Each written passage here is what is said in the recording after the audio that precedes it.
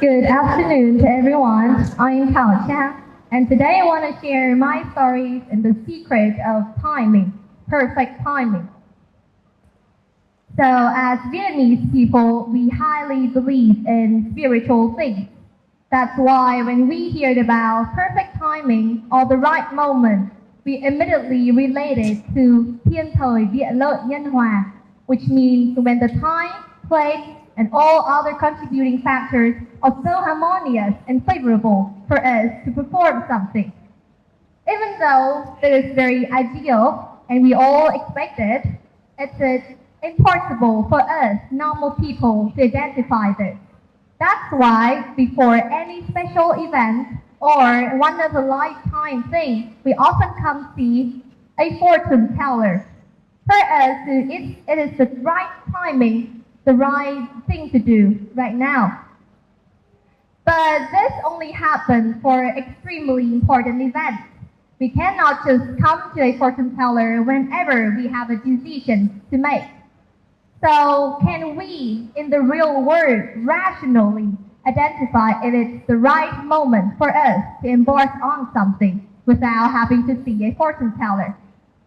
So firstly, I want to talk about one iconic founder of all time, Colonel Sanders, the founder of KFC, Kentucky Fried Chicken. So up to this day, there's still a large quantity of people who think that, oh, he was a chosen person to come across such a unique chicken recipe. He was so lucky and fortunate to attain such success. But can you guess how many rejections, how many trials he has to come through before his success? 10, 50, 100 times. Imagine yourself being rejected 100 times in a row. But all these numbers are wrong, and I will save the real number later on my speech. So stop talking about chosen people of the last generation. Let's talk about those chosen people in today's world, especially those have the same age as us. I think these are the kinds of people that we all think in our mind. Those have a long achievement list. We all admit that they are very impressive and they must be very talented, hardworking to achieve such a long list of awards. But still, a small stream of jealousy is still evident inside us. We think to ourselves that if we were lucky enough to be a chosen person, to given the right opportunity at the right time with the right training or support, we could have achieved those too, and we could have been this impressive. But when the opportunity actually comes, why we often turn them down? Remember, recall the last excuse you make to yourself whenever you see an appropriate competition. Because I was too busy, because there's a lot on my plate, oh, because I should wait for the next one, it will be better because I have more preparation. The list goes on. We have so much excuse to ourselves that we stuck in one place and delay. We ask ourselves that why the right moment never comes to us to seize them. I think that this wondering does not happen to only me, but a lot of my friends around me, so I start to observe them. And surprisingly, I found the common underlying reason between us. Our parents, Vietnamese parents, the relationship is filled with expectations and high hopes. They always want us to be somebody instead of nobody. They want us to pay back all their investment, whether it's time, money, or effort.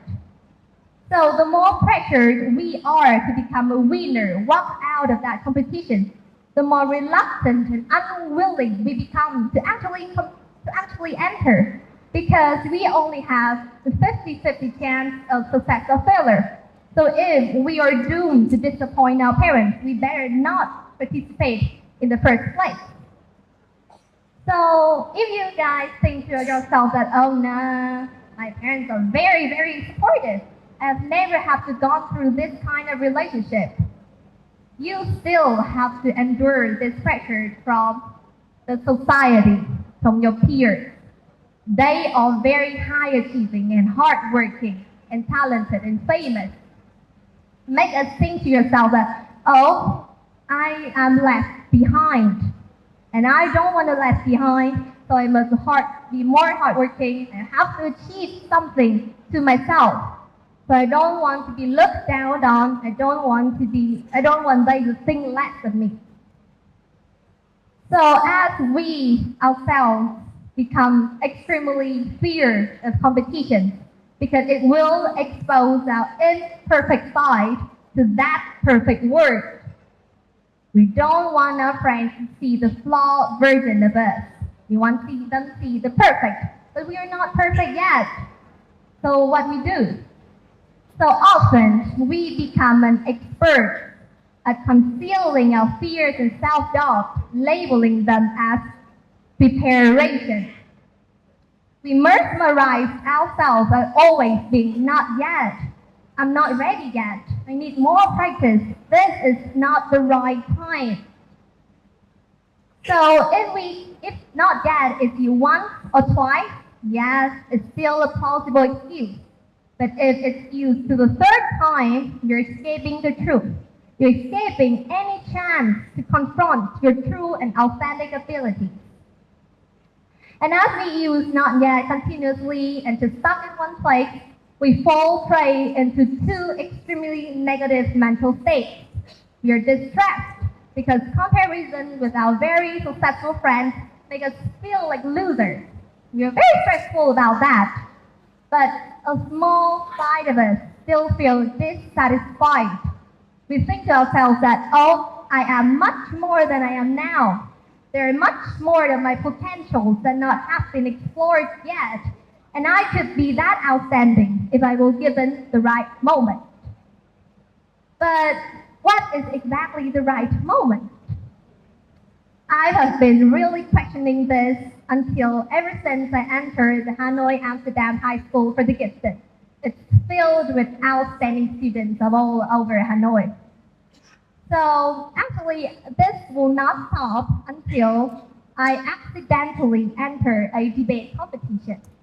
Even though at that time I have been a member of a debate club for 2 months, I'm still considered very incompetent and amateur. That explained why, if my friend hadn't been begging for me to fill the place of her team, I would never, ever participated. So my first ever speech, even though I've always prided myself in being very talkative and fluent in group presentations in class, my first speech was terrible. I stumbled, I mumbled, I was shivering. When all eyes staring at me, I forgot what to say and to stand there, tears over tears. And I thought at that time that the whole competition would turn into a disaster because I was not ready in the first place. And my first ever speech was terrible, was horrifying. But what surprised me is that up to the point that my opponent did not make fun of my speech in her subsequent speech, and my judge as well. They seemed to force me to forget my first ever embarrassing moment, to move on. I was not allowed to mull over it because I was forced to move out because they already get over it. So as my attention was shifted from my embarrassing moments to the opponent's speech, as well as the comments and suggestions from my judge, my speaking score at the end of the competition rocketed, and I did not believe or expect this improvement. What I have learned after this is that my first ever attempt will be clumsy and bumpy and imperfect. But if not hadn't been for my first ever trial, I could never identify my weak points to work on them, or I never identified the right method for me to work on. This is not the story of only me, though. You remember Colonel Sanders I've mentioned in the beginning of my speech? Yes, he did not fail 10, 50, or 100 times. he failed 1,009 times before his success. So imagine you yourself being rejected 9 times only in a row. Nah, no, that's not good. That's not gonna work. Nah. Can you endure that? But he did. He did endure 1,009 rejections and failures. If you think to yourself that, oh, this is an exception and it should not be brought in this speech, look at this. They failed 12, 30, 302 times before his success.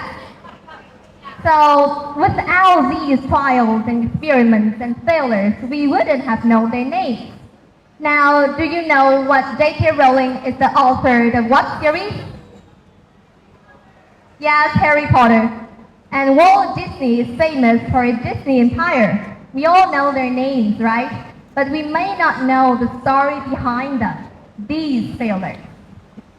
So, between even these outstanding and talented people, they still have a long and time-consuming journey between their first ever trial and their success. So, we as normal people would have that long trial too. So we cannot use not yet anymore, right? Because not yet is only plausible excuse if we're preparing for life-changing moments. But at this time, we all know that there is nothing called overnight success.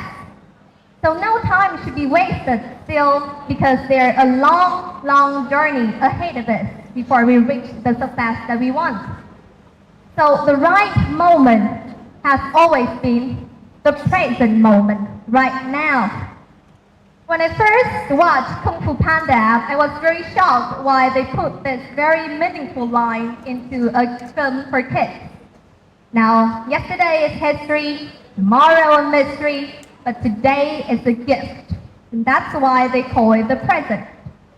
Today, now, at the moment, you are gifted the very treasured moment to embark on something that you always dream of. So, up to this point, the only question that I expect you to have on your mind is that, okay, I am proud and brave enough to make a first step and the second step as well, but I'm still fear that if all my effort, if all my trials would turn into failures, what can I do? How can I accept that? So remember, there is a bet in better. We all have to involve in that bet of 50-50 chance whether we will succeed, whether we will fail. But only if we involve ourselves in this very bet can we thrive in betterment. Thank you very much.